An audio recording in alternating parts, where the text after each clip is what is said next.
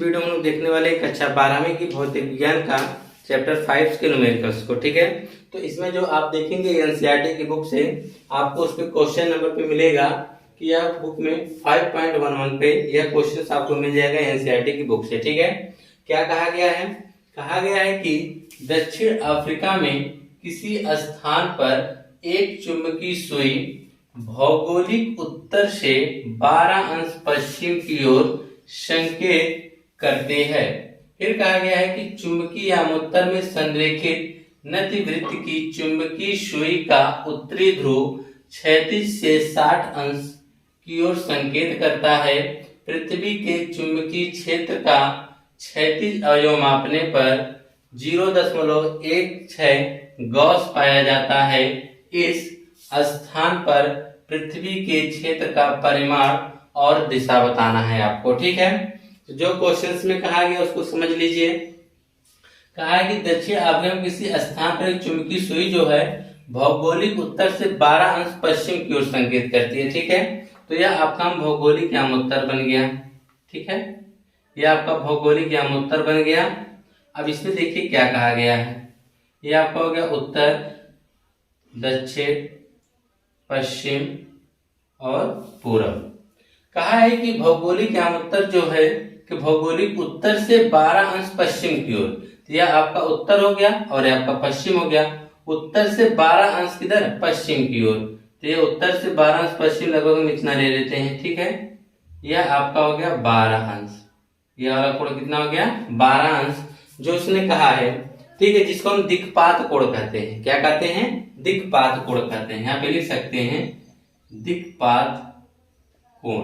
ठीक है, जिसको आप डेल से व्यक्त करते हैं वह कितना दे दिया है? 12 अंश दे दिया है। ठीक है, फिर कह रहा है चुंबकीय यामोत्तर में संरेखित निजवृत्त की जो चुंबकीय सुई का जो उत्तरी ध्रुव है क्षैतिज से कितने अंश का कोण बना संकेत कर रहा है? 60 अंश। यानी आपको नति कोण दे दिया है, जिसको आप क्या बोलते हैं? नति कोण, जिसको आप व्यक्त करते हैं थीटा से। तो थीटा बराबर कितना दे रखा है? 60 अंश। तो पूछा पृथ्वी के चुंबकीय क्षेत्र का क्षैतिज अवयव मापने पर, जिसका चुंबकीय क्षेत्र का क्षैतिज अवयव किससे व्यक्त करते हैं?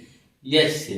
क्षैतिज अवयव को यश से व्यक्त करते हैं और ऊर्ध्वाधर को हम लोग v से व्यक्त करते हैं। ठीक है, यह नापने पे कितना आया? 0.16 गॉस आया जाता है। फिर पूछा गया इस स्थान पर पृथ्वी के क्षेत्र का परिमाण और दिशा बताना है। तो आपको यहाँ से b का मान आपसे पूछा जा रहा है क्या होगा। तो देखिए यह चुंबकीय क्षेत्र क्या करेंगे, इसका जब हम वियोजन करेंगे तो यह क्षैतिज घटक जो एच बराबर हमको क्या निकल कर आता है? एच बी कॉस थीटा, यही नहीं आता है। तो यहाँ पे हमको क्या बताना है? बी का मान निकालना है। ठीक है, इतना में आपका फार्मूला है, याद रखिएगा। ठीक है, तो यहाँ पे हो जाएगा एच का मान आप रख सकते हैं 0.16 बराबर बी का तो मान ही निकालना है गुणे कॉस थीटा, कितना हो जाएगा? कॉस 60 अंश हो जाएगा। कितना होगा? कॉस 60। तो b का मान निकालना है, इसको इधर पक्षांतर कर देंगे तो 0.16 बटा हो जाएगा cos 60 बराबर में क्या आ गया? b। cos 60 मान क्या होता है? 1/2। तो हम इधर लिखते हैं इसे b बराबर लिखेंगे 0.16 बटा 1/2। ठीक है, 2 कहाँ चला जाएगा? ऊपर। तो b बराबर आ जाएगा 0.32। यह जो चुंबकीय क्षेत्र है इसका मात्रक क्या होता है? गॉस हो जाएगा। ठीक है, अगर इसे आप टेस्ला में बदलना चाहें तो बदल सकते हैं। और आप जानते हैं कि 1 गॉस बराबर 10⁻⁴ टेस्ला होता है। तो 0.32 गॉस बराबर कितना होगा? इसी में हम गुणा कर देंगे। 0.32 गुणे 10⁻⁴ टेस्ला कर दीजिए। यह एक अंक दशमलव उधर लेके हम जाते हैं तो 1 माइनस क्या होगा? और बढ़ जाएगा, हो जाएगा 3.2 गुणे 10⁻⁵ टेस्ला। ठीक है, यह तो आपने इसका परिमाण बता दिया। ठीक है, यह तो आपकी बुक में यह आंसर दिया होगा, यह दिया होगा, या तो यह दिया होगा। ठीक है, तीनों में से कोई एक आंसर होगा। फिर कहा गया है कि इसका जो दिशा बतानी है, तो इसकी दिशा देखिए क्या है।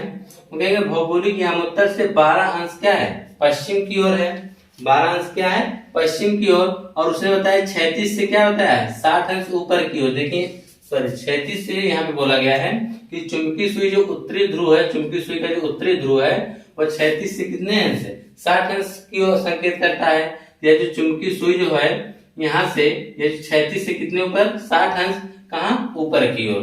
कहाँ, ऊपर की ओर संकेत कर। देखिए यहाँ से 12 अंश कर रहा है, कहाँ से, उत्तरी ध्रुव से, और यहाँ से क्या करेगा, 60 अंश ऊपर की ओर। तो आप लिख सकते हैं यहाँ पर, अगर दिशा की बात किया है तो यहाँ पे लिख दीजिए कि भौगोलिक यामोत्तर से, भौगोलिक यामोत्तर से 12 अंश पश्चिम की ओर, 12 अंश पश्चिम की ओर, और क्षैतिज से 60 अंश ऊपर की ओर, क्षैतिज से 60 अंश ऊपर की ओर, क्षैतिज से 60 अंश ऊपर की ओर। ठीक है, आइए इसका नेक्स्ट क्वेश्चन देखा जाए।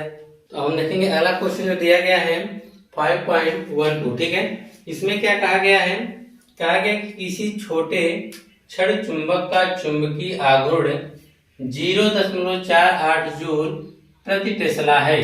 क्या है, चुंबकीय आघूर्ण का मान आपको दिया गया है कि 0.48 जूल प्रति टेस्ला है।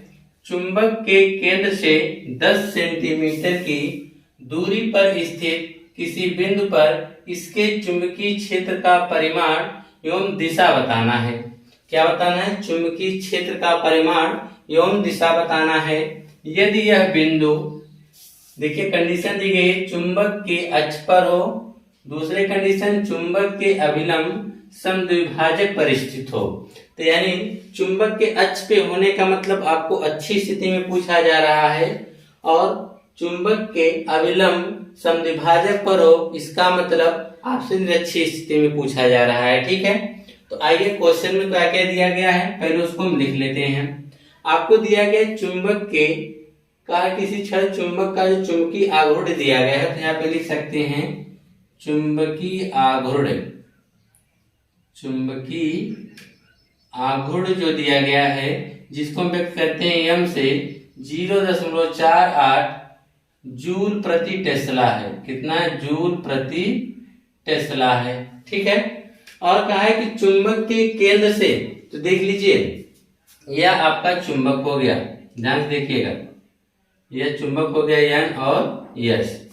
अब कहा है कि चुंबक के केंद्र से, तो चुंबक के केंद्र से कहा कि 10 सेंटीमीटर की दूरी पर स्थित। अब चुंबक के केंद्र से 10 सेंटीमीटर की दूरी पर स्थित अगर इसके अक्ष में लेंगे, तो यहाँ हम कोई बिंदु P मान लेते हैं, तो यह चुंबक के अक्ष पर हो गया है। ठीक है, तो यहाँ से यहाँ तक की दूरी की बात कितना कर रहा है, 10 सेंटीमीटर की। ठीक है, यह कब होगा, जो इसकी पहली कंडीशन है कि चुंबक के अक्ष पर हो, तो चुंबक के अक्ष पर होगा, तो यहाँ से जो 10 सेंटीमीटर की दूरी बिंदु P है, यहीं पर आपको बताना है कि किसी बिंदु पर चुंबकीय क्षेत्र का परिमाण और इसकी दिशा बताना है चुंबकीय क्षेत्र की। ठीक है, तो आपको देखिए यहाँ से इसकी दिशा 10 सेंटीमीटर से, क्या कहते हैं, इसका जो मध्य बिंदु से P की जो दूरी है 10 सेंटीमीटर है। किस स्थिति में है, जब चुंबक के अक्ष पर हो। दूसरा कहा है कि चुंबक के अभिलंब समद्विभाजक पर हो, तो दूसरी कंडीशन के लिए आपका फिगर यह बनेगा, यह आपका होगा N S, इसके मध्य बिंदु से इसके ठीक समद्विभाजक और इसके मध्य बिंदु से ठीक ऊपर की ओर। यहाँ पे मान लीजिए कोई बिंदु वहां P है, यहाँ पे मान लीजिए Q है, तो इस Q के आपको निकालना है कि इस Q पर कितना चुंबकीय क्षेत्र है और उसकी दिशा क्या होगी। ठीक है, तो आपको यह बताना है। तो हम आपको बता दें कि देखिए चुंबकीय क्षेत्र इधर से N से निकलती है और यस की तरफ आती है, ऐसे देख रहे हैं कि नहीं, ऐसे होता है, यानी फिर अंदर की तरफ आती है।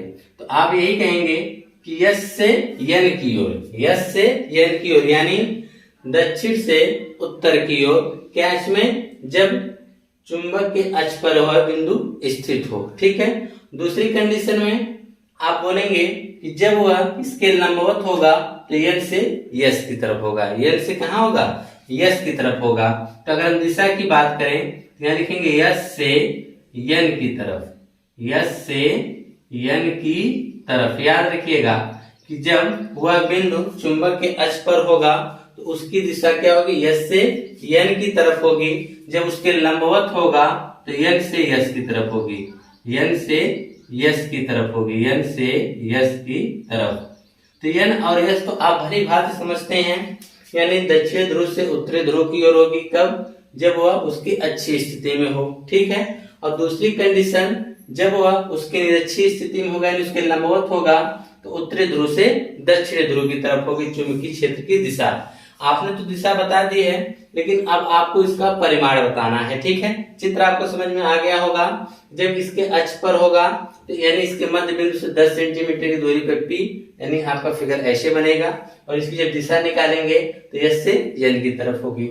दूसरी कंडीशन का जो फिगर आपके यहाँ चुंबक के अविलंब समद्विभाजक हो, तो चुंबक के अविलंब करेंगे इसके ठीक लंबवत और इसकी दिशा निकालेंगे N से S की तरफ होगी। और यहाँ से यहाँ तक की जो दूरी होगी वह 10 सेंटीमीटर की होगी। ठीक है, तो इस प्रकार से आपका फिगर बनेगा। तो आप एक एक करके बना लीजिएगा। ठीक है, अब इसको हटा देते हैं।